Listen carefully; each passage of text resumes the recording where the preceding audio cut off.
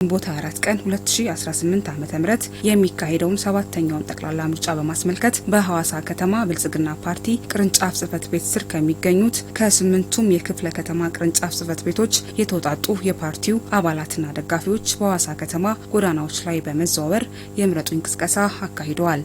ብልጽግና ፓርቲ ባለፉት 8 ዓመታት እንደ ሀገር በርካታ ስራዎችን በመስራት የተሻሉ ለውጦችን ያመጣ ፓርቲ በመሆኑ ሁሉም ዜጋ ብልጽግናን በመምረጥ የተጀመሩ የተለያዩ የልማት ስራዎችን ሊያስቀጥል እንደሚገባ ያነጋገርናቸው በሐዋሳ ከተማ የመሃል ክፍለ ከተማ ነዋሪዎች ገልጸውልናል። መደመር መንገዳችን ይሁን፣ መዳረሻችን ብልጽግና ይሁን፣ ለሀገር ብልጽግና እንስራ እያለ የሚንቀሳቀስ ፓርቲ ነው ፓርቲያችን ብልጽግና የሰራቸውን ሰው ተኮር ፖለቲካዎችን፣ ተማሪ ምገባን፣ ኮሪደር ልማትን፣ ኢንዱስትሪ ፓርኮችን፣ የተለያዩ ልማቶችን እያሳየን ድህነታችንን ለመቅረፍ ስንዴ አምርተን ለውጭ ገበያ መቻላችንን ያሳየንበት የኢኮኖሚ ልማትን ያመጣንበት ለነገ ዲሞክራሲ ለነገ ለኢትዮጵያ ከፍታ ምርጫው ብልጽግና ይሁን። እንደ ሀገርም ስራዎች እየተሰሩ ቆይተዋል።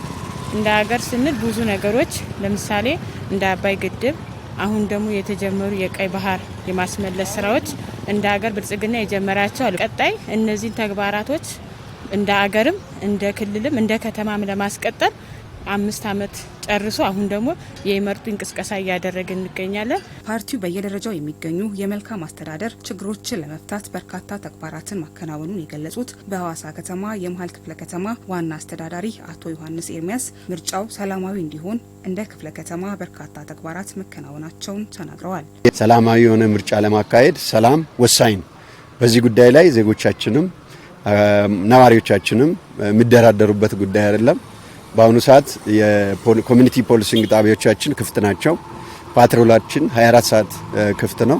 የመረጃ መዋቅራችንም በዚህ ስራ ላይ ጠንካራ ክትትልና የድጋፍ ስራ እየሰራ ነው ያለውና እንደ ነዋሪም ስናይ እንደ መሃል ክፍለ ከተማ ነዋሪ በዚህ ምቹ ማህበረሰብ መረጃ በወቅቱ ለጸጥታ አካል ያስተላልፋል። ጸጥታ አካልም በአጭር ጊዜ ውስጥ ምላሽ እየሰጠ ክፍለ ከተማችንም ፍጹም ሰላማዊ በሆነ መንገድ ዜጎች በ24 ሰኞ ዕለት በመናደርገው ምርጫ ላይ በቂ ዝግጅት እያደረጉ የሚገኙበት ሁኔታ ነው ያለው። እንደ መንግስትም በቂ ዝግጅት አድርገናል። የሐዋሳ ከተማ ብልጽግና ፓርቲ ቅርንጫፍ ጽህፈት ቤት የአደረጃጀት ዘርፍ ኃላፊ አቶ መስፍን አየለ በበኩላቸው ምርጫው በህብረተሰቡ ዘንድ ታማኝነት ያለው ሆኖ እንዲጠናቀቅ የቅድመ ዝግጅት ስራዎች መሰራታቸውን ጠቅሰዋል። ዜጎች የመራጭነት መብታቸውን በመጠቀም በቀጣይ ሀገሪቱን ሊመራ የሚችል ፓርቲ እንዲመርጡም ጥሪ አቅርበዋል። እንን ምርጫ ስናካሄድ ሁለት ትላልቅ መንታጊዎችን አንግበን ነው እየሰራን የምንገኘው። አንደኛ ግባችን ምንድነው? ምርጫ ነጻ፣ ሰላማዊ፣ ፍትሃዊና